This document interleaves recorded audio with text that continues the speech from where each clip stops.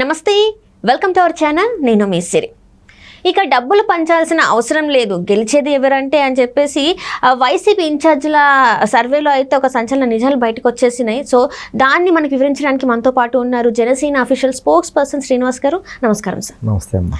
Sir, ఇప్పుడు చూస్తున్నట్టయితే మామూలుగా ఇప్పుడు ఎలక్షన్స్ కాబట్టి డబ్బులు పంచే కొంతమంది పార్టీలు డబ్బులు పంచుతూ ఉంటారు. కాకపోతే ఇక్కడ వైసీపీ ఇన్ఛార్జీలు ఏం చెప్తున్నారంటే ఇంకా డబ్బులు పంచాల్సిన అవసరం లేదు, అక్కడ గెలిచేది ఎవరంటే అని చెప్పి గ్రామ స్థాయిలలో వాళ్ళు సర్వేలు చేస్తుంటే వాళ్ళకు ఒక విషయం తెలిసిందని చెప్పేసి మనకి వాళ్ళ సర్వేలలో కొన్ని విషయాలు, సంచలన విషయాలు తెలిసాయని చెప్పేసి మనకి వార్తలు వస్తున్నాయి.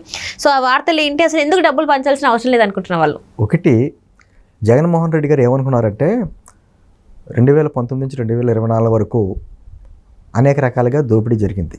ఈ దోపిడీని అనేక రకాలుగా జరిగింది. ఎలాగా? ఇసుక దోపిడీ, లేకపోతే మద్యం మీద అమ్మకాలు, లేకపోతే భూదోపిడీ.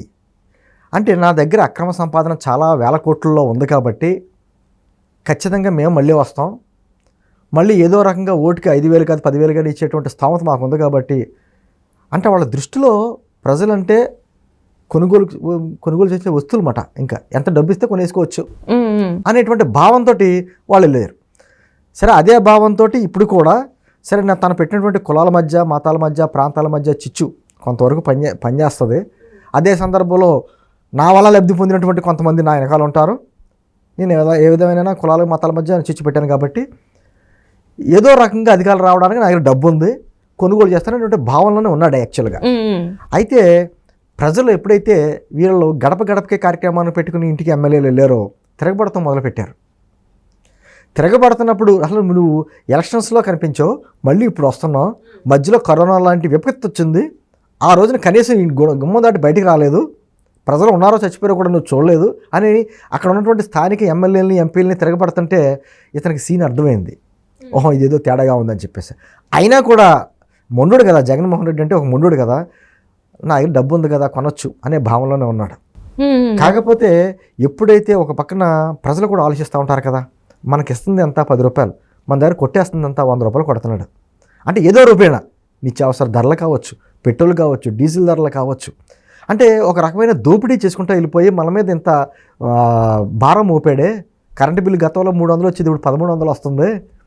ఇవన్నీ చూస్తుంటే అతను ఇచ్చే డబ్బులకి మనం పెట్టే ఖర్చుకి సంబంధం లేకుండా అయిపోయిందని ప్రతి సామాన్యుడు ఒక ముక్కలో చెప్పాలంటే సరే, వైసీపీ ప్రభుత్వం ఇచ్చినటువంటి పథకం చాలా కుటుంబాలకు వెళ్తున్నాయి కదా, కానీ వైసీపీకి బలవన కుటుంబం ఏదీ లేదు రాష్ట్రంలో.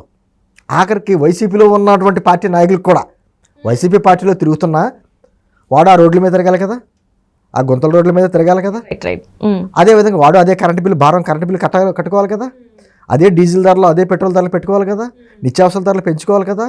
రేపు పొద్దున ఆ బిడ్డలకి వైసీపీ పార్టీలో ఉన్న పిల్లలు కూడా కనీసం ఈ ఫీజు రీఎంబర్స్మెంట్ రాలేదు, అతను కట్టుకోవాలి, చేతి కట్టుకోవాలి కదా, ఇవన్నీ భారమే కదా అంటుంది. ఇవన్నీ ఎప్పుడైతే ప్రజల్లో ఇదంతా వచ్చిందో, మన ఎలక్షన్స్కి ముందే అధికారులు ఉన్నారు కదా, నియోజకవర్గానికి 30 కోట్లు డంప్ చేశారు. నియోజకవర్గానికి మళ్ళీ చెప్తాను, రిపీట్, నియోజకవర్గానికి పార్టీ తరఫున 30 కోట్లు డంప్ చేశారు వీళ్ళు. అంటే నియోజకవర్గంలో పోటీ చేసే అభ్యర్థి పెట్టుకునే ఖర్చు కాకుండా, దీనికి ప్రూఫ్లు అడిగితే మనం చెప్పలేం కానీ వాస్తవం తెలిసింది అక్కడ. అంటే ఏదో రకంగా అక్కడ కూటమి అభ్యర్థులు ఓడించాలి.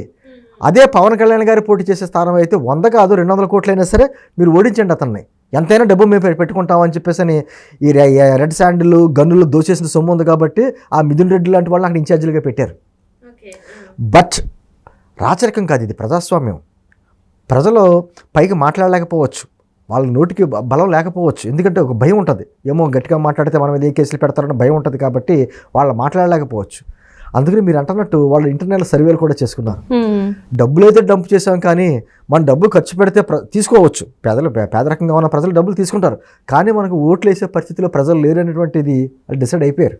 అంటే వాళ్ళు సర్వే చేసినా కూడా ఏంటంటే కూటమి గెలుస్తుంది అని చెప్పేసి గ్రామాలలో చెప్తారు కదా. ఎందుకంటే ఇవన్నీ అంటుంది గడప గడపకి వాళ్ళు వెళ్ళేటప్పుడు కార్యక్రమాలు కావచ్చు, ఇంటర్నల్గా వాళ్ళు చేసిన సర్వేలు కావచ్చు, అలా పోటీ చేసే అభ్యర్థులు డబ్బు ఖర్చు పెట్టుకుంటూ ఆలోచించుకుంటాడు కదా, నా డబ్బుకు నిజంగా ప్రతిఫలం ఉంటుందా, నిజంగా గెలుస్తానా ఓడిపోతానా అనుకుంటాడు కదా.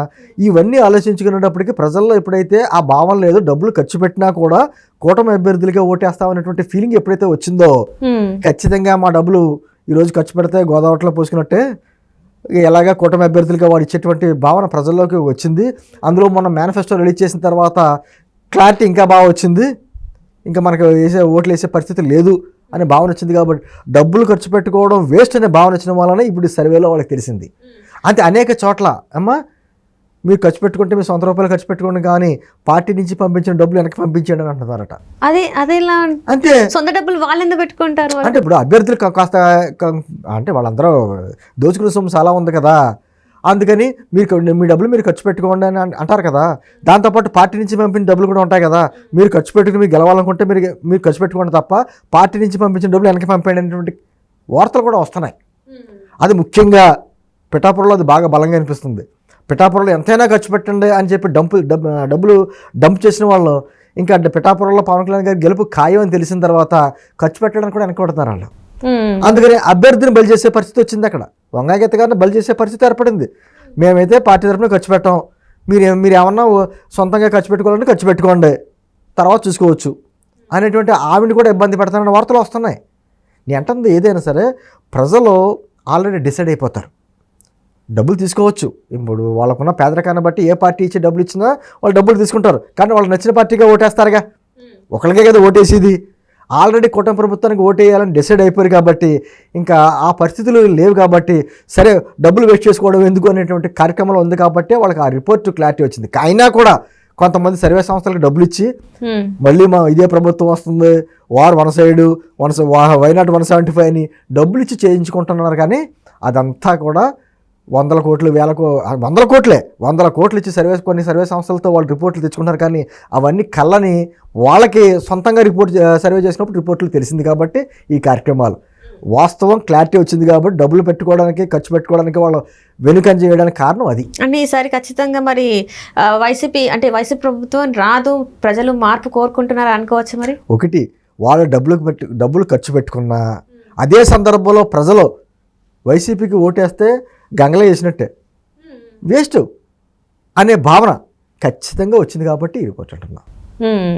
అంటే ఇప్పుడు ఎలా ఉండబోతుంది సార్? ఎందుకంటే డబ్బులు ఇప్పుడు మామూలుగానే మనం చూసాం, ఒక నెల క్రితమే చూసాం, ఆల్రెడీ భారీగా డంప్ చేశారు నియోజకవర్గాలను మీరే చెప్పారు. సో ఇప్పుడు మరి ఈ డబ్బు అంతా మళ్ళీ వెనక్కి ఎలా వస్తుంది? ఇప్పుడు ప్రజలు అడుగుతారు కదా. అండ్ ఇంకొకటి ఏంటంటే మనం నిన్న చూస్తున్నట్టయితే పులివెందుల్లో భారతి గారు ప్రచారానికి వెళ్తుంటే అక్కడ ప్రజలు ఆమెని రివర్స్లో క్వశ్చన్ వేస్తున్నారు అని చెప్పేసి. అంటే రివర్స్లో క్వశ్చన్ వేశారంటే ల్యాండ్ టైటిలింగ్ యాక్ట్ గురించి మాట్లాడుతా ఒక ఆయన అడిగాడు, మా పట్టదారు పాస్త పుస్తకాల మీద మా తల్లిదండ్రుల సంపాదించిన ఆస్తులు మా తాతలు సంపాదించిన ఆస్తుల మీద మీ ఫోటోలు ఏంటని చెప్పేసి అడిగాడు.